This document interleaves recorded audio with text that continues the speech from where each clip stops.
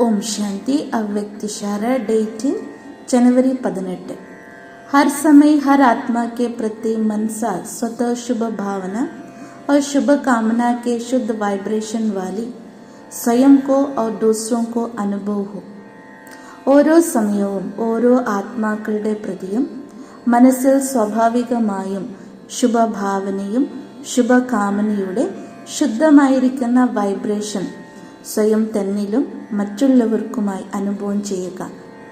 मन से हर समय सर्व ആത്മാവും പ്രതി ദുആയെ നികൽത്തി രഹെ.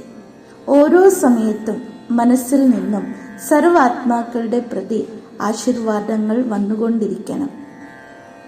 മനസ്സാ സദാ ഇസി സേവാമേ ബിസി രഹെ.